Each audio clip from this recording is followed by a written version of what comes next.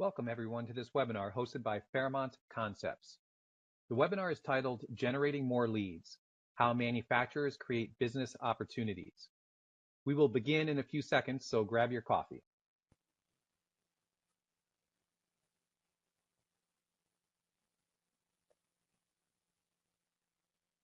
Hi, I'm Chip Burnham. And I'm Brian Kent, and we are co-founders of Fairmont Concepts. We help manufacturers improve their commercial engines. We offer a free business health checkup. Our business health checkup takes only about 3 minutes and will help you self-evaluate your company on 10 key business areas. You can take it on our website at www.fairmontconcepts.com at any time.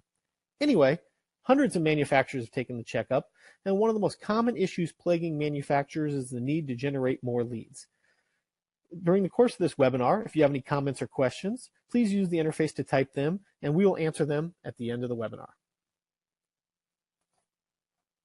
Like most companies, it's likely that from time to time that you find your existing customer base is not providing all the business you need. You need to add new customers. Many manufacturers rely on referrals and, to an extent, their website to generate new leads. This basic approach brings in some new leads every month, but you also lose customers over time, even if you're doing a great job. If you're like most of us, you struggle to figure out how to increase the number of leads you generate. When you need business, everyone asks marketing for more leads, but the first place you should go is to your existing customers to see if they have additional needs for your offerings. These customers are already familiar with your company and your products, but they may not be familiar with all of your products and services. After you've exhausted your current customer base, the next most efficient place to pursue is the contacts in your CRM. Your CRM contains contacts who have shown interest in your products in the past. This is a great opportunity to generate additional leads with minimal additional costs. Then comes pursuing new leads. This is the part we will cover in this webinar. Every company has different terms for leads: prospects, subscribers, opportunities, and customers. To help ease confusion in this webinar, we're going to use the common term lead to mean any person who is engaged with you in some way, either by providing their email, their entire array of contact information, including name, phone, company, and address. And occasionally we'll use the word opportunity, which is a sales-ready lead that's in the hands of sales. With that in mind, we'd all like to have a button that we could push and just generate more leads. Push the button, some costs come out of our cost center, and quality leads are deposited into our CRM. This is every marketer's dreams. Unfortunately, this button doesn't exist. Consistent lead generation is important for overall commercial engine health. The commercial engine comprises of marketing, sales, and customer service functions.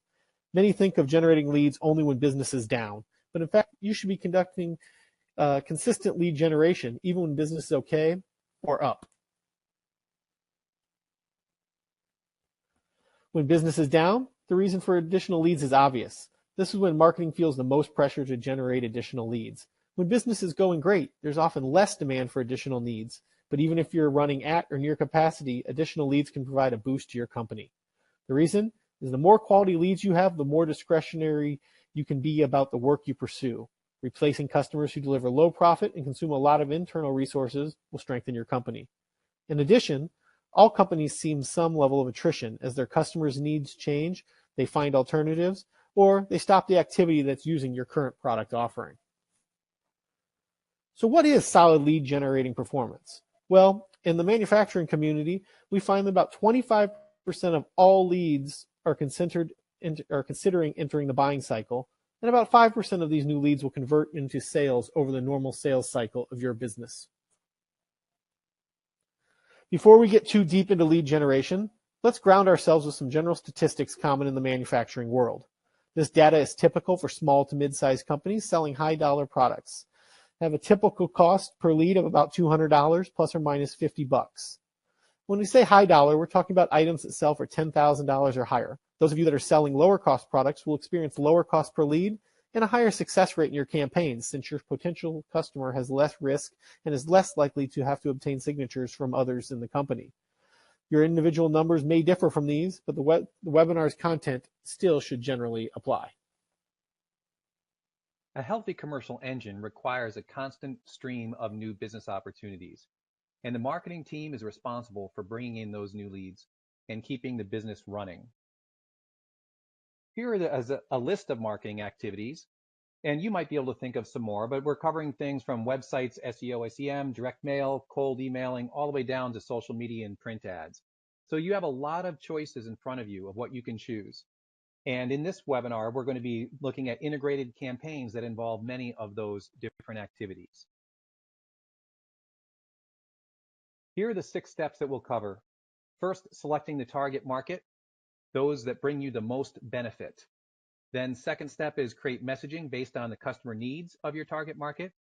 Then we move to creating the prospect list, planning the project out. This is where we select the marketing activities and schedule, making sure to stay within our budget. Creating the content, launching and evaluating the success of the campaign. The first couple steps there you might think are not as important, but they actually are. They're often glossed over. So we're going to touch on those before we get into the meat of the integrated campaign. So we start with the selecting of the target market. In this webinar, we're going to review the best practice methods for generating leads using an integrated campaign. You can see that the steps start a little earlier than you might expect, and we're going to make sure that we cover all of them sufficiently. So starting here with selecting your best end market. You can see that we're after cloning our best customers. And what we do is we look for the end market where our customers currently bring in enough revenue to move the needle. And they have a relatively low cost to serve, such as drains from service or engineering or management. And they also deliver solid profit. You also want to make sure that the end market that you select resides in a viable market that contains enough identifiable potential clones. It's got to be a big enough market so that you can make sure that you're going to be driving your business. And off on the right side of the slide, you can see pocket income, which is a term that we coined in our book.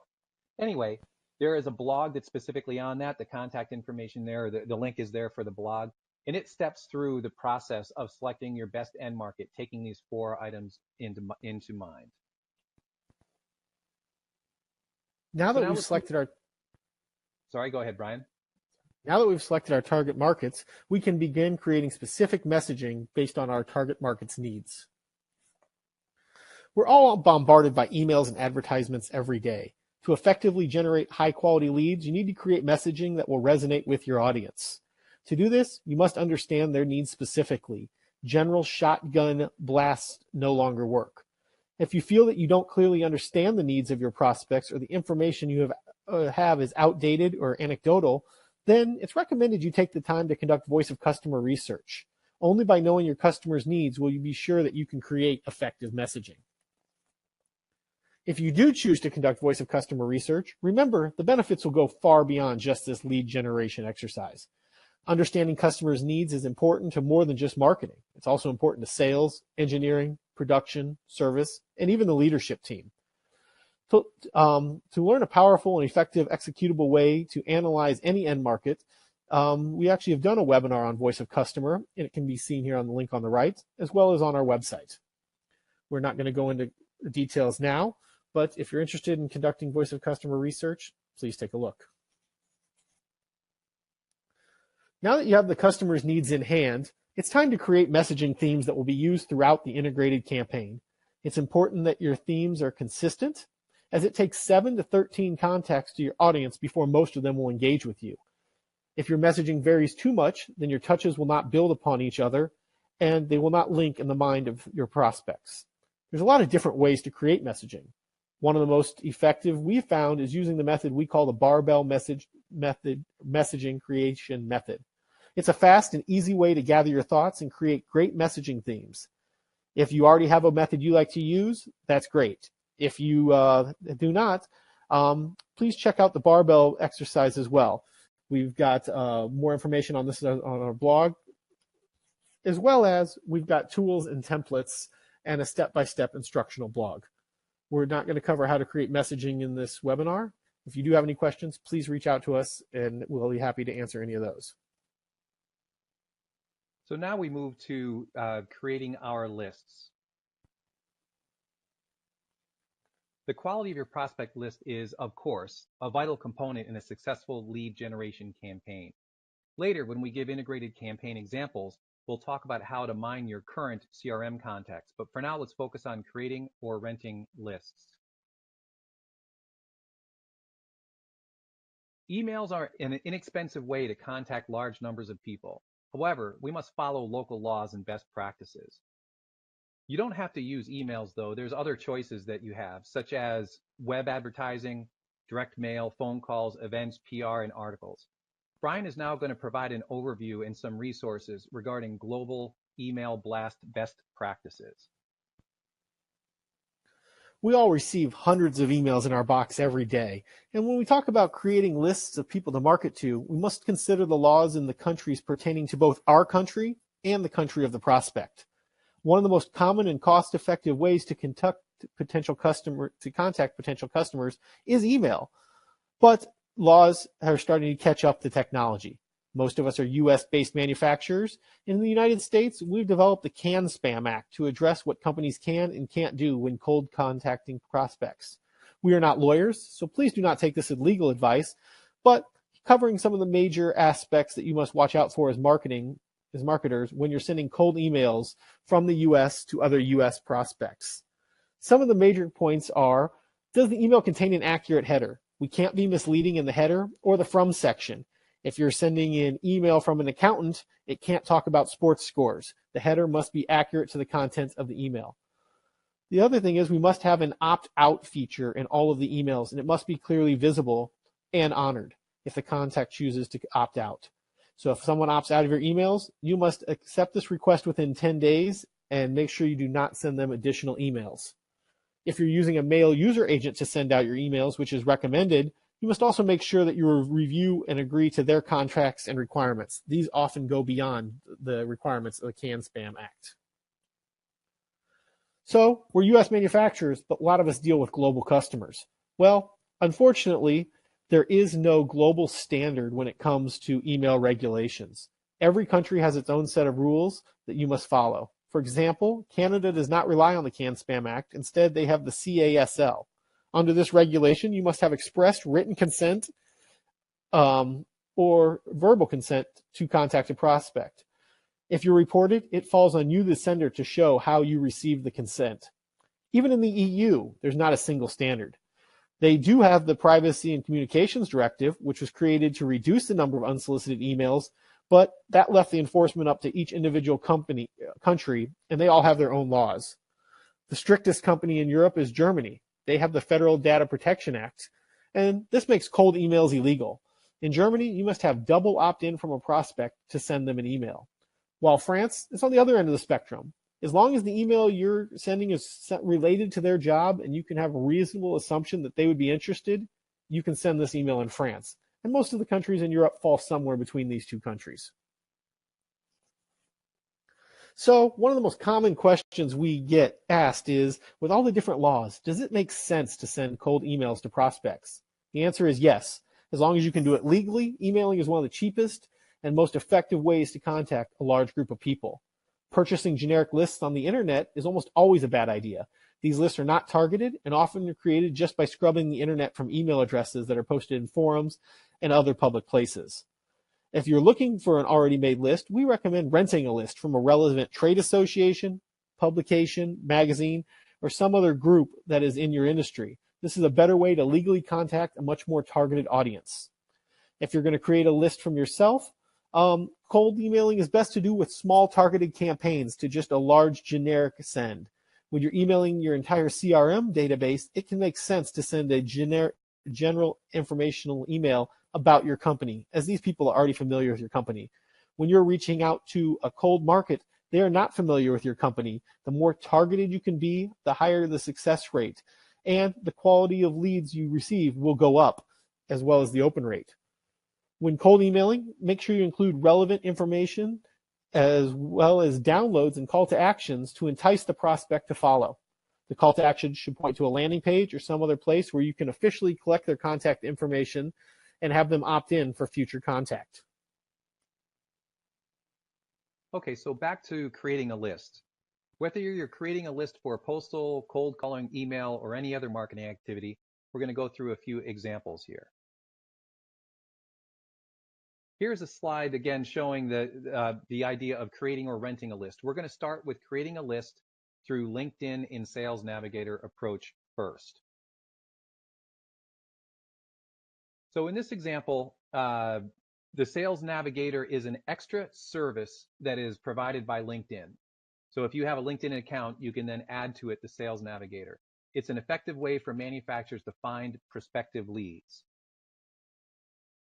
As you see here, the overall process is shown in these 4 steps, and we like to combine Sales Navigator with another service provider called SellHack and put them together in order to pull your leads out of LinkedIn. Anyway, you start by identifying the demographics you use that you want to have. You then plug those demographics into the advanced search functions of Sales Navigator, and then use SellHack to grab the contacts out of Sales Navigator that you want, and then find their contact information. And that's basically how it works. In the next couple slides here, we're going to show you some screen captures so you can get an idea of what it looks like.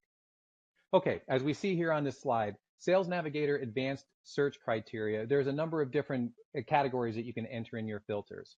You have geography, industry, the names of the companies that you use as keywords, perhaps to find other companies that are similar, the title of the people that you're after. There's a tremendous amount of opportunity for you to filter down by demographics. And then when you actually get the result, you can then pull from that list anyone that looks good and pull it into SellHack. This is a screen capture from SellHack where let's say that the first person on your list looks like a good prospect and it's the manufacturing manager of a company.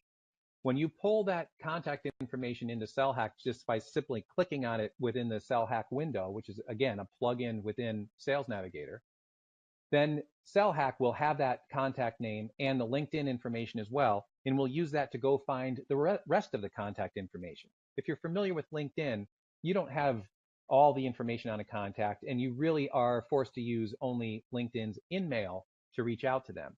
But using SellHack, SellHack will then go find that person's phone number, their address, and their email.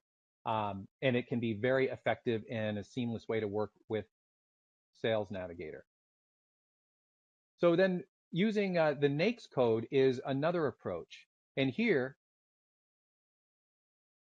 we would use a company such as InfoUSA or Sales Genie, which are actually 2 versions of the same company, but they provide different services. And these types of services provide you the opportunity to filter out the NAICS codes and demographics. You can purchase all the names or just those who have emails. The email accuracy out of NAICS is typically not very good, and you really shouldn't be contacting people that way unless you're doing it properly the way Brian described. The primary use of this list creation is for obtaining the phone, title, and address information of specific contacts. And you would pay for a block of 500 or 10,000, and they have free trials and such that you can give it a shot. Anyway, let's take a look at this. Here's a Fairmont example of a while ago when we did a research project to find out what prospects were in the driving range of a salesperson. And we opted to use a geographic demographic of area code. And you can see there were 212 prospects that were found. Here's some other demographics that came from the NAICS search. You can see the titles on the left, and then the major industry groups. These are 2-digit NAICS codes, and it ended up having just a small number of 2-digit codes that came out. And we found that that was too general, and we had enormous number of prospects. We needed to filter it down more to get more specific. And so we went to 4 and then eventually to 6 digits of the NAICS codes. And these codes then, by going through and carefully selecting each one of these, we were able to get a much tighter scope on our demographic and get a better list. We were removing things such as resellers and wholesalers because we were specifically after those who were manufacturing something, since we support manufacturers. And so we ended up needing to go to a 6-digit NAICS code and select each code on an individual basis. Here's the vast amount of NAICS code data that comes to you when you complete your search. Not only do you have company name and contact name, phone number, and mailing address, but there's a lot more information included, such as latitude and longitude of the location, very helpful for mapping, the size of the company, the primary NAICS and secondary NAICS codes, SIC codes as well. how big that particular headquarters is. It goes on and on. Forms filled out, but it does in fact provide a great amount of information for you to be able to study and understand your market. Now that we've created the list, it's time to plan our campaign. There's a lot of different ways to contact prospects, and each has its advantages and disadvantages, but the most effective campaigns combine multiple ways to contact into a single integrated campaign. Some of the most popular ways to contact prospects are listed here. Direct mail was extremely common in the 90s and is now making a return. Postal mail has become viable as we have all been inundated with email contacts. Postal mail, even if they throw it out, can still leave an effective impression. If you really want to get somebody's attention, send 3D mail or lumpy mail. These are open nearly 100% of the time, but they do cost more, so this is recommended with an extremely targeted list. SEM and social media have become extremely popular way to advertise to those surfing the web, and this allows you to specifically target customers searching for keywords that have visited your site before. Using social media like Facebook, LinkedIn, and Twitter offer advertisers the opportunity to select specific demographics so you're not wasting your ad dollars trying to promote a dump truck to an accountant. Social media posts have also become common. This is where you post about common things happening at your company and great deeds and other cool happenings to drive interest and awareness of your company. But another common one is press releases. Don't forget about this age-old adage, as they're free and they can add credibility to your campaign, especially if you're launching a new product, new innovation, or something unique. Make sure you send these press releases to the trade publications and newsletters that cover your industry and give them a copy of the press release and a phone call. Videos and blogs have become really common as well. Blogs and videos can carry your integrated campaign messages to your audience in an effective manner. Audiences are more responsive when the content is educational as opposed to just sales-oriented. Email blasts is the obvious one, and it's the least expensive way to contact your audience, but we must make sure we do it legally. Another common one is phone calls. Although time-consuming, calling contacts in your customer relationship management system can be effective. Cold calling prospects who have not engaged you in any way will be significantly less effective. Unless you have a good reason to call, such as a follow-up with someone who's reacted positively to an email or received lumpy mail from you, cold calling out of the blue is generally an expensive way to gather leads. And then the most common one also is events, trade shows, open houses, demo days, educational seminars, and other in-person events are powerful tools to combine in your integrated campaign. For those that attend, you have the perfect opportunity to qualify them, educate them, and learn about their needs. For those who do not attend, they can still see you as a credible player. Educational webinars can also be highly effective. To make the wisest lead generation decisions, it's best to understand what's worked in the past for your company and what each contact method has cost. It's key to know what your current spend per lead is to set a baseline for your new campaign. In the example shown here, the average cost per lead is $188, and the cost for a high-quality sales-ready lead was $767. Knowing your current spend will help you budget for your current campaign and set expectations. If you currently spend $188 per lead, and your goal is to generate 100 leads, you have to budget at least $20,000 for the project. This doesn't guarantee success, but without understanding the current spend and return, it's hard to measure the success of your new campaign.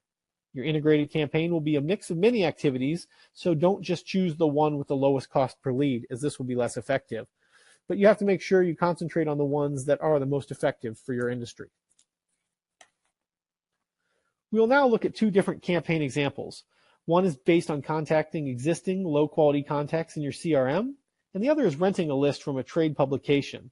With 75% of all leads not being ready when they first come in, your CRM is full of potential prospects that were not sales ready and are not being handled by your sales team. These are great prospects. They've already shown at least a little interest in your company and have probably given consent to be contacted. Before starting these campaigns, we must make sure we build a landing page to track the success of each campaign, as well as to gather additional information and provide informative content to the prospect. Landing pages allow us to use analytics to measure your progress of the campaign and to make changes as the campaign goes on. As the landing page seen here that you saw when you signed up for the webinar, you make sure you have clear content about the benefits you're offering, as well as a way for prospects to get additional information. You should have a clear CTA that makes them give their name and email at a minimum so you can contact them in the future, and should have other relevant information. Now I'm going to show a quick video about a landing page, and Chip's going to go over this in more detail. Thanks, Brian. Here's an example of a landing page for a webinar. We have the sign up easily visible as you scroll down, the main topics, and then the content and the reasons why you would be interested in potentially attending this webinar, and some things about the presenters. That's a simple landing page. All analytics can then be tracked on who comes here and then also who signs up, of course. Volumes and other information regarding that. So now let's get a little bit more into planning the campaign. Okay, so this is going to be an example where we're looking at our existing contacts that are already in our CRM. We're going to also give an example of going after a rented list, but I thought that this was going to be helpful for you to see in general how you would go after your own list first, as it is a slightly different campaign. In this case, we're going to be choosing the activities of SEM, email, phone calling, and social media that you see there on the right. And then on the left side, we're going to scrub our list, create the schedule and contact plan. We're going to launch and track. We'll use A/B testing wherever possible. A/B testing is when you have at least 500 contacts that you're sending to, change only one thing. This is especially effective, obviously, with digital sorts of contact, such as an email send. And then basically you analyze for statistical relevance the difference between the A and the B test, and you only change, again, one thing at a time. Okay, so this is a little bit of an eye chart, so I hope that you can see it clearly. It has a lot of information on it. And in the end, I'm hoping that you'll see the whole campaign, how it comes together. This assumes that you've created your list and your messaging. Looking left to right and starting up at the top of the dark blue, we would begin by preparing the articles for a magazine and a landing page that we might need. The article for the magazine might be a buyer's guide. It might be the latest technology from your company, something like that that would be interesting to your marketplace. You'll also create the phone script. This is for anyone in your company who will be responding to the lead so that they can talk intelligently to the person, and it needs to relate back to that landing page and your overall messaging. Now, as we come down into the teal area, you can see that there are 5 email sends, and some are labeled as HTML, which is graphical, and some are text. Typically, it's recommended to mix these up. The HTML is a professional, polished look that's usually sent from the marketing department, and the text message is more informal. It might be sent from the local sales rep. And that doesn't mean that the marketing team doesn't send it out, but the sales rep gets a chance to review it, and it goes out under their name directly to the prospect. By combining these two methods, you can have quite an effective interaction with the potential customer. And the next area of the teal there is talking about the phone calls. You want to call back anyone who fills out your call to action and converts into a lead. You want to try to call them back within 5 minutes when possible. And the reason for that is that when you're able to call back within 5 minutes of them filling out the form, you have a 90% chance, studies show, of being able to reach them. If you wait 30 minutes, your chance of reaching them drops all the way down to 10%. So it is very important to try to, when you can, call them back as soon as they fill in the call to action.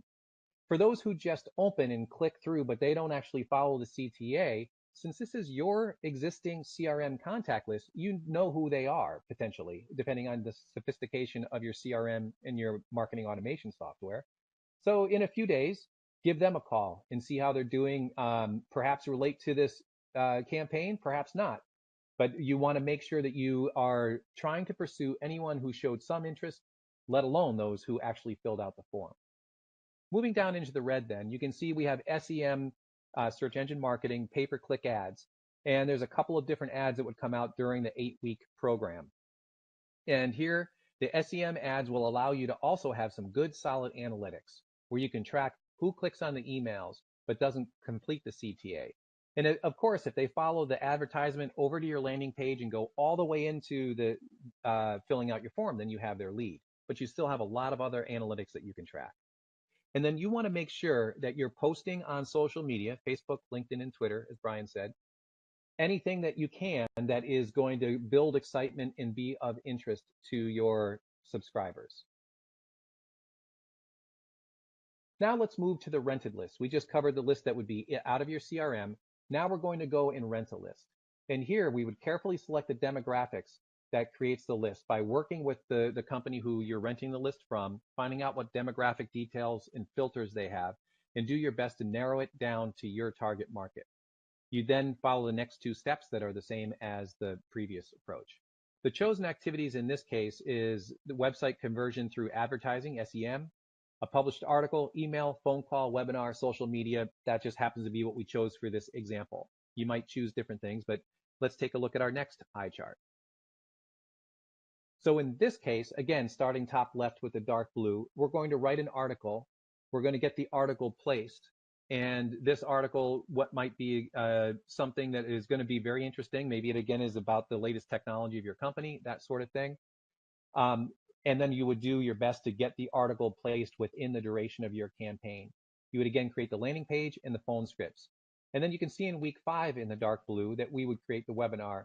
And then at the end of the program, turn that webinar into a YouTube video that would be on our YouTube channel. Perhaps you've got a company channel, or you might make just a synopsis of it and put it into YouTube.